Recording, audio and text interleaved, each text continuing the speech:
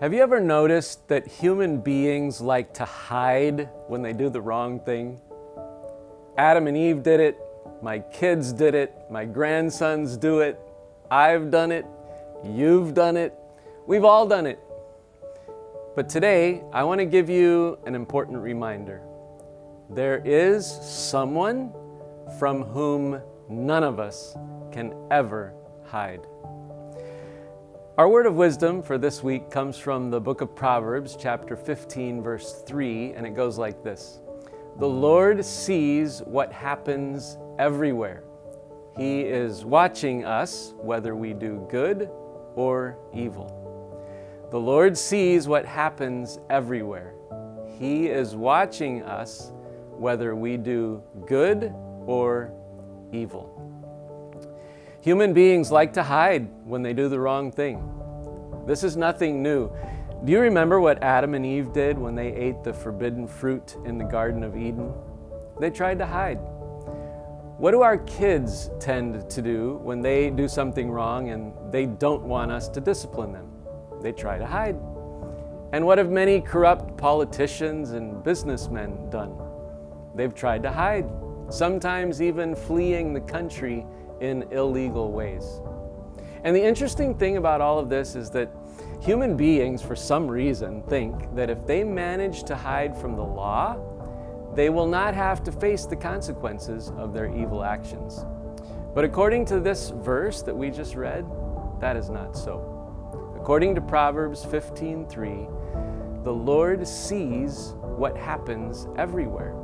He is watching us, whether we do good or evil. So no one can hide from God. Not good people or bad people, not Panamanians or North Americans or Colombians or Venezuelans. No one, nobody. Human beings who think that they can avoid the consequences of their incorrect actions by hiding are very mistaken. Adam and Eve tried to hide, but God saw everything they did, and they had to suffer the consequences of what they had done.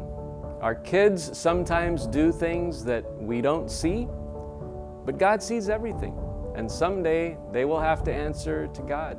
And corrupt politicians and businessmen, well, they can flee the country, but they cannot flee from the eye of God. And one day they will be held accountable for their actions. It's pretty easy to talk about Adam and Eve, about our kids, or about corrupt politicians and businessmen. But what about ourselves?